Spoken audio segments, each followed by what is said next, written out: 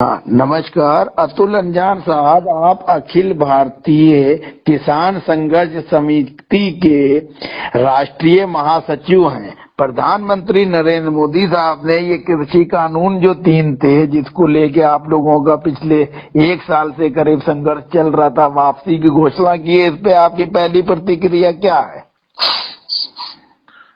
एक लंबे अरसे से 1 साल 1.5 साल से हम लोग सारे जमीन के ऊपर उतर करके सरकार के 3 अध्यादेश जब उन्होंने 5 जून 2000 को लागू किया था उसका विरोध कर रहे थे, क्योंकि हम जान रहे थे ये अध्यादेश अगर कानून बन जाएंगे तो हिंदुस्तान की खेती किसानी गरीब छोटे मझोले सीमांत किसानों के हाथ से निकल करके इस देश के कारपोरेट घरानों के हाथ चली जाएगी। बड़ी लंबे संघर्षों के बाद बड़ी देर कर दी मेहरबा आते आते आपने जब 700 किसानों ने अपनी शहादत दे दी, तब आप फैसला करके बताते हैं चुनाव के, जब यूपी का चुनाव हो रहा है तो आप ये कहने निकले हैं कि हम बड़े भारी किसानों के हिमायती हैं, इसलिए हमने ये तीनों कानून वापस ले लिए। किसानों के इस संघर्ष को लेके आपको जो है जीत का तो कुछ न कुछ जो है आनंद तो प्राप्त हुआ होगा। क्या सरकार की इस मंशा, इस वक्त के फैसले पे यूपी चुनाव में उनको नाराज हो चुका पूरी तरह से मजदूर, किसान और कामगार वर्ग और आम जनता में कोई सकारात्मक प्रभाव पड़ेगा और उनको लाभ होगा? मेरे ख्याल से सरकार जब संकट में होती है, जब सरकार अपना बहुमत चुनाव में खोने जाती है, जो पार्टी सत्ता में होती है वो अपना बहुमत खोती हुई नजर आती है, तो सब तरह के दांव पेच लगाती है। वो जाति का कार्ड भी खेलती है, और यूपी में तो धर्म का कार्ड हर मौके पर, हर भाषण में मुख्यमंत्री और प्रधानमंत्री कर रहे हैं। वो चूकते नहीं, दिन में 10-10 बार वो सांप्रदायिकता की बात करते रहते हैं इधर से उधर। लेकिन जनता में कोई सकारात्मक प्रभाव सरकार के इस फैसले का कि उन्होंने 3 कृषि कानून वापस ले लिए हैं, इसलिए अब हमको उनको वोट करना चाहिए। सवाल ये है कि ये कानून तो लागू नहीं हो सका जी, क्योंकि सुप्रीम कोर्ट ने रोक दिया था इसको जी, और आपने अपनी हठधर्मिता, यही काम आप पहले कर दिए होते तो 700 किसानों को शहादत न देनी पड़ती। 700 किसानों के मौत के लिए अगर कोई आदमी जालिमाना जुल्म के लिए जिम्मेदार है तो देश के प्रधानमंत्री नरेंद्र मोदी। प्रधानमंत्री नरेंद्र मोदी और उत्तर प्रदेश के मुख्यमंत्री योगी आदित्यनाथ पूरी तरह से जो है सांप्रदायिकता का कार्ड खेल रहे हैं, लेकिन विपक्ष जो है पूरी तरह से बटा हुआ है। ऐसे हालात में इनको कैसे सत्ता से बेदखल किया जाएगा? यही सवाल मैं लोगों से करता हूं और लोगों से कहता हूं कि आप लोग इतने बटे हुए क्यों हैं? एक जगह क्यों नहीं जाते? विचारधारा के आधार पर, कार्यक्रम के आधार पर चुनाव क्यों नहीं लड़ते? खाली हम बड़े अच्छे हैं, तुम बड़े खराब हो, तेरी गोरी चमड़ी है, मेरी गोरी चमड़ी है, मैं गांव में चला जाता हूं, तुम भी गांव में जाते हो, इस तरह की बातें करने से व्यापक कोई फैसला कुन स्थिति नहीं पैदा होती। इसलिए हम तो बार बार कह रहे हैं कि पहले एक न्यूनतम कार्यक्रम बना लो। कि अब न्यूनतम कार्यक्रम बनाने में क्या है?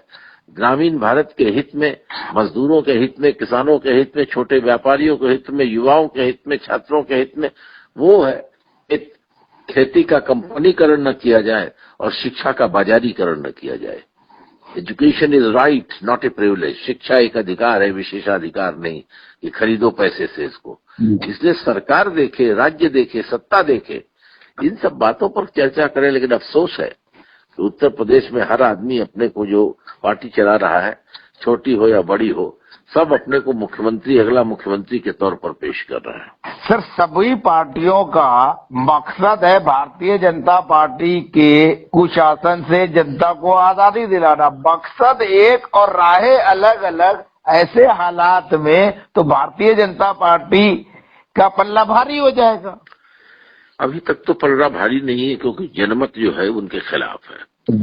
लेकिन इस जनमत को एक जगह अगर इकट्ठा किया जाए, एक जगह नहीं इकट्ठा किया जाए, लेकिन जो न्यूनतम समर्थन कार्यक्रम के आधार पर किसान परस्त और मजदूर परस्त और आवाम परस्त नीतियां अपनाए, जो महंगाई को रोके, जो क्या कहते हैं पेट्रोल डीजल के दाम को न बढ़ने दे, ये छोटी छोटी बातों के ऊपर अगर आपसी में सहमत हो जाए तो इस सरकार के तो परखच्चे उड़ जाएंगे।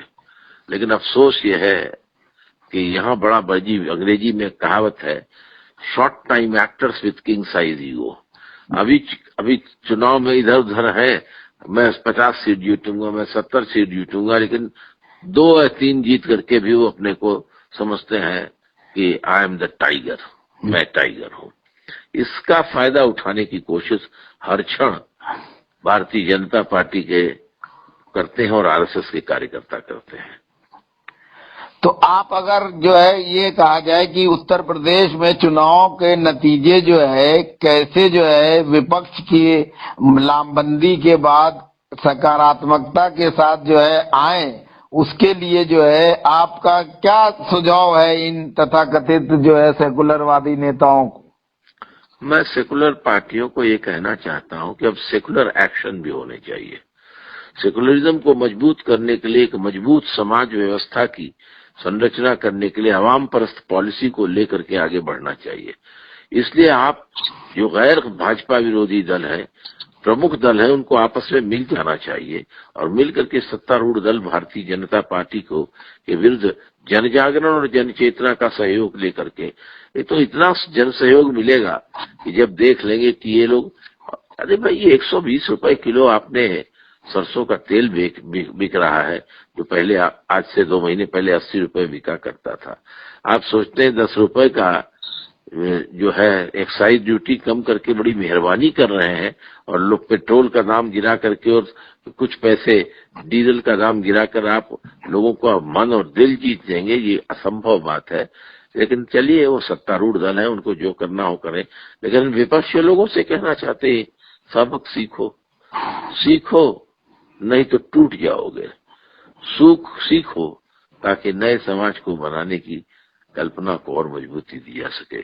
सीखो इसलिए कि अपने आने वाली पीढ़ी के हाथ में एक वैचारिक एकता का हथियार हो और नई सुदृढ़ कुर्सी नहीं, कुर्बानी की राजनीति तरफ चलने का हौसला हो, जिससे देश आगे बढ़ेगा, पार्टी आगे बढ़ेगी और समाजवादी विचार के समाज को बनाने की दिशा में एक मजबूत कदम होगा। सर, आखिरी सवाल, ये कृषि कानून वापस हुए हैं, इसके बाद अब किसान संघर्ष समिति और आप जैसे नेताओं की अगली भूमिका क्या है इस सरकार के खिलाफ? चलिए, आपने हम लोगों को इस बात के लिए नहीं कहा कि वो क्यों कर रहे हैं, यह क्यों कर रहे हैं, आपने एक स्पष्ट रखा है। हम आपसे कहना चाह रहे हैं कि हम वामपंथी लोग, कम्युनिस्ट लोग, ये पूरे दिल और दिमाग से खुल करके कह रहे हैं भारतीय कम्युनिस्ट पार्टी की हैसियत से कि आइए, मेरे दोहरा है, मैं कम्युनिस्ट किसान नेता हूं, हमेशा किसानों की बात करता हूं।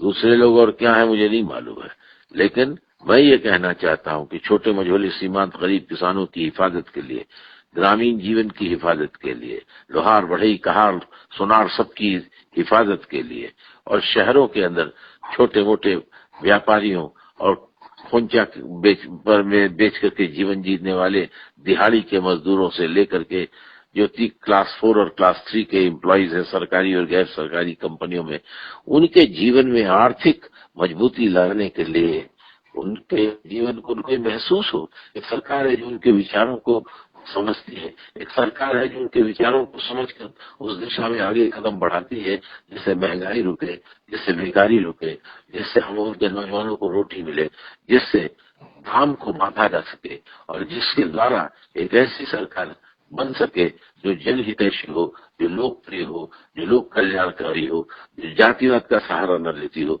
जो धर्मवाद का सहारा न लेती हो, बल्कि इंसान को पयामे इंसानियत की निगाह से देख करके उस रास्ते को मजबूत करने के लिए कोशिश करे, जिससे हमारे भारत की एकता मजबूत हो।